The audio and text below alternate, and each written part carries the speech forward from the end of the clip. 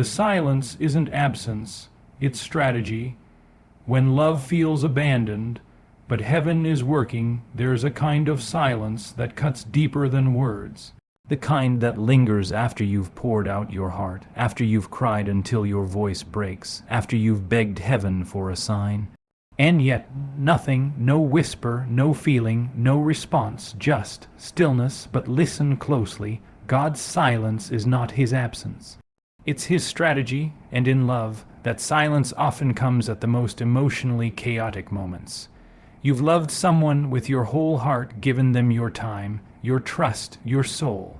You've opened yourself, exposed your flaws, made space for someone else's imperfection to coexist with your own. And still, somehow, it fell apart. The connection slipped through your fingers. You're left asking, God, where are you in this? Why didn't you speak sooner? But maybe he did. Maybe he was moving all along. You see, love isn't just emotion. It's not just butterflies, good night texts, and emotional highs. Psychologically, love is a decision rooted in sacrifice and responsibility. It requires the courage to stay when you want to run. It demands the strength to forgive when pride says protect yourself. Love invites you into the painful beauty of mutual growth, not just emotional comfort. And that kind of love, it matures you, it reconstructs who you are. Philosophically, love is a fundamental organizing principle of human experience. Without it, we become fragmented, chasing pleasure, drowning in shallow validation, numbing ourselves with temporary highs. But with it, real, grounded love, our souls begin to take shape. We become more human, more holy. But here's the danger: we've reduced love to hedonism. We've turned it into a pursuit of pleasure, not purpose. We want the thrill, but not the transformation. We want the feeling, but not the fire. And when God is silent, we assume he's not blessing it. But maybe he's not speaking, because he's already started working beneath the surface. His silence is strategic. It's pruning you, even when you don't realize it. It's testing your ability to walk by faith, not feelings.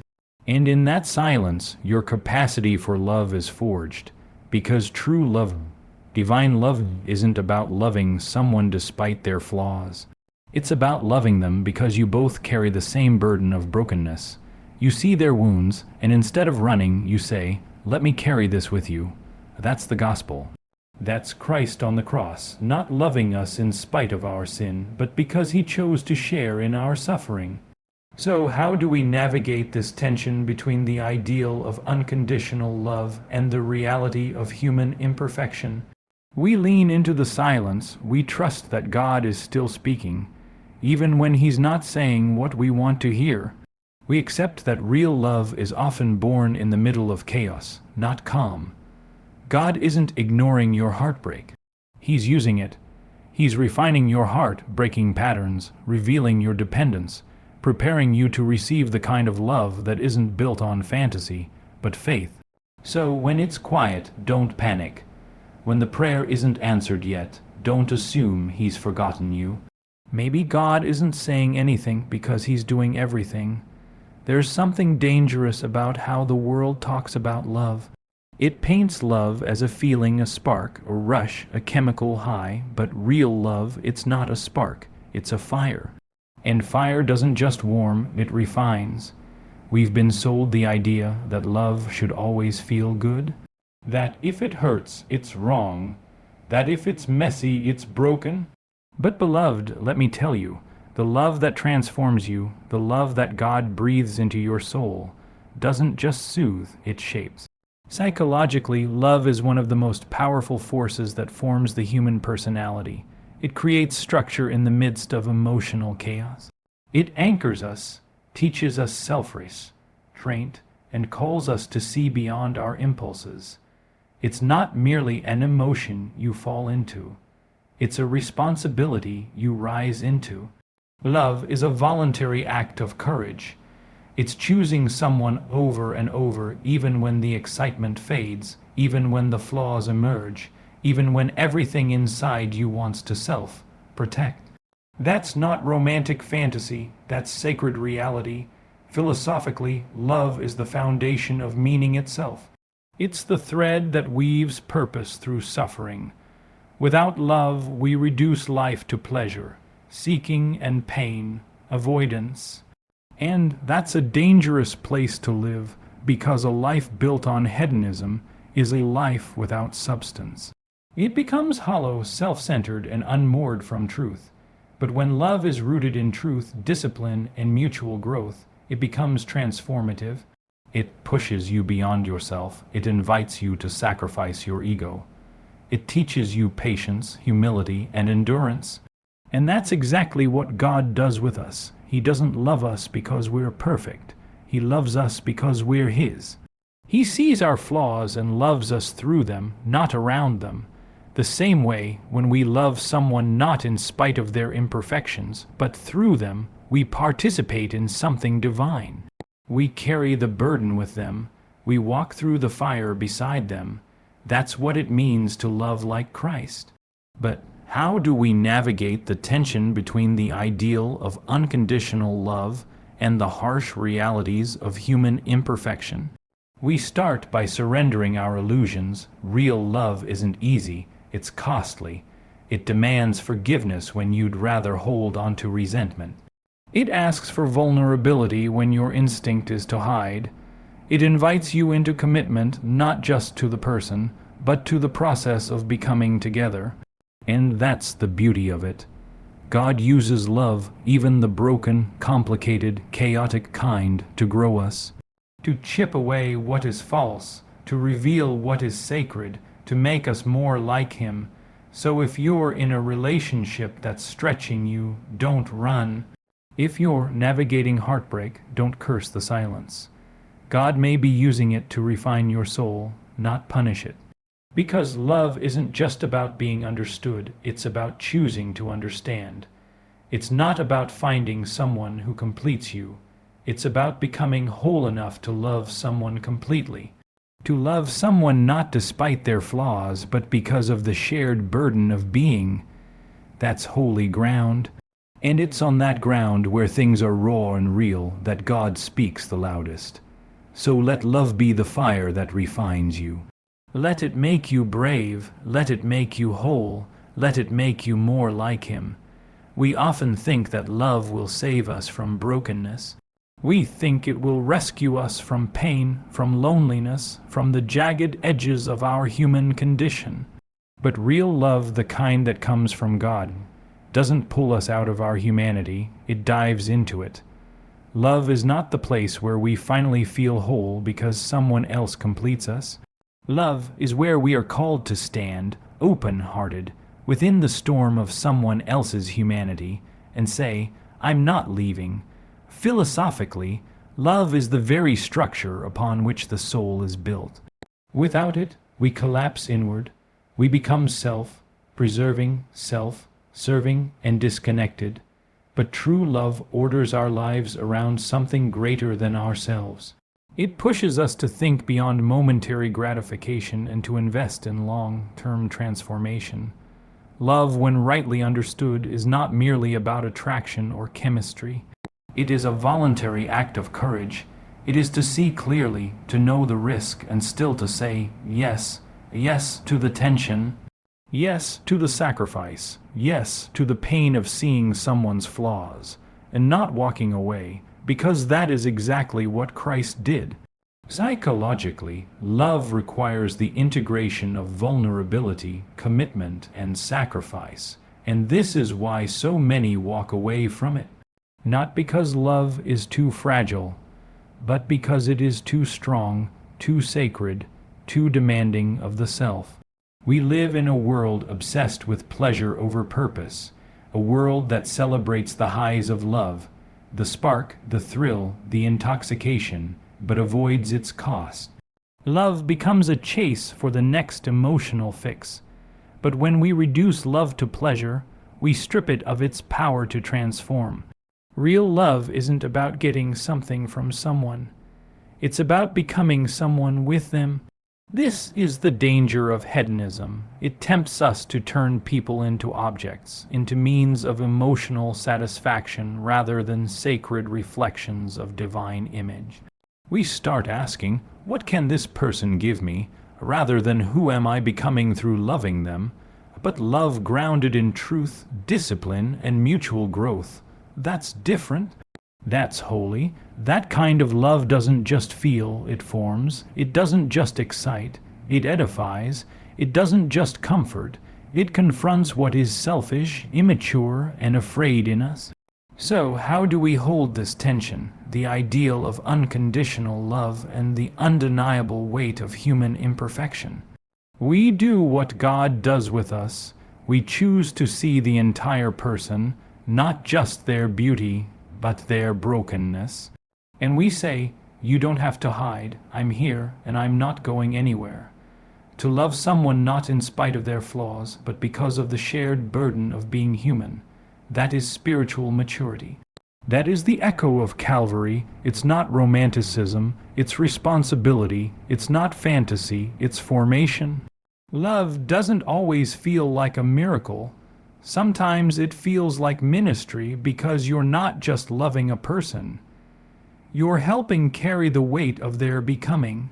And that weight, it will sanctify you too. So don't flee from the discomfort. Don't run when the real work of love begins. Because that is where the Spirit moves. Not in the illusion of perfection, but in the sacred tension between what is and what love can create. We often think the proof of love is in the pleasure it brings, in the joy, the laughter, comfort, but, friend, the real test of love is not found in how it feels in moments of peace. The true test of love is how it stands in moments of fire. Because love, the kind that mirrors heaven, is forged in the furnace, let's go deeper. Love, in its truest form, is not a flickering feeling. It is not passion that visits and fades like a passing wind. No, love is a deliberate decision, a sacred vow made not only with the lips but with the will. Love is not born from ease, it is carved out in sacrifice. And it is precisely this quality, this integration of vulnerability, commitment, and sacrifice, that gives love its power to shape who we are. You see, psychologically, love doesn't merely reflect who we are. It forms who we become. When you choose to love someone through difficulty, through misunderstanding, through weakness, you're not just loving them. You're also shaping the contours of your own soul. You're learning patience, humility, selflessness. Love, rightly practiced, becomes the mirror through which we see our truest self, both the brokenness and the beauty. And this is why relationships can feel so chaotic. Because love demands something dangerous. It demands that you open yourself, that you become vulnerable, not knowing how the other person will hold that vulnerability. It asks you to put down your armor, to move past control, to say, here I am, all of me, I entrust it to you. But here's the tragedy in today's world. We've traded this sacred view of love for one that is self-seeking. Love has become about what we feel, what we get, what pleases us. We've reduced it to a pursuit of personal happiness, and in doing so, we've made love shallow, disposable, and transactional. Philosophically, that kind of love is unstable, because when love is rooted in pleasure alone, it cannot endure pain. And real love will always encounter pain. Why? Because to love someone is to love a flawed being and to let them love you with all your flaws. And this is where the contrast emerges. There is a love that dies when things get hard, and then there is a love that rises when things fall apart. A love that says, I didn't choose you because you were perfect. I chose you because we are both carrying this fragile human experience, and I want to carry it with you. This is the kind of love God demonstrates for us. He doesn't love us when we get it all right. He doesn't love us only when we're beautiful, kind, consistent, strong. No, He loves us when we are trembling. He loves us when we are faithless. He loves us when we are nothing but ash and bone and breath. And He calls us to love like that. So how do we navigate the tension between the ideal of unconditional love and the reality of human imperfection? By anchoring ourselves not in fleeting emotion, but in divine purpose. By accepting that love will bruise us and still believing it's worth it. By refusing to run when the chaos comes and choosing instead to stay, to build, to fight. Because when love stops being about me and starts becoming about we, something holy begins to happen.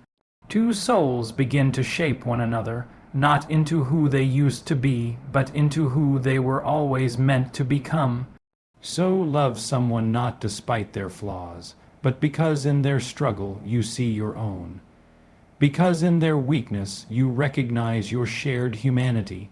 And in choosing them over and over again, you begin to understand how God chooses you. That, beloved, is love that endures the fire. That is love that reveals God. There's a moment, quiet, unnoticed by the world, when love is no longer something you feel, but something you decide. It's not born from convenience, from comfort, or from chemistry. No, it is born from conviction, and that, beloved, is where real love begins. You see, we live in a world that tells us love is supposed to be effortless, that it should always feel good, always bring happiness, always serve our desires. But that kind of love, that version of it, is fragile.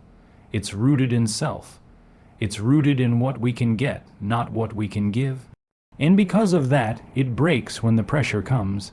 But the love God calls us to, the kind that transforms us, is different. It's love that stays even when leaving would be easier. It's love that gives even when it costs everything. It's love that sees all your flaws, all your failures, and says, you are still worth choosing. Philosophically, love is not just a feeling. It is a framework. It is the very foundation upon which identity, moral reasoning, and human dignity are built. When we love, truly love, we are shaping our character. We are becoming more patient, more humble, more resilient.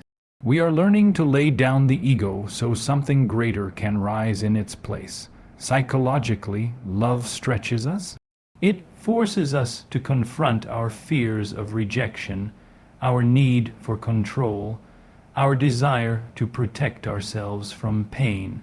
Love demands vulnerability, that holy exposure of the heart, where you hand someone the fragile parts of yourself and say, here, I trust you.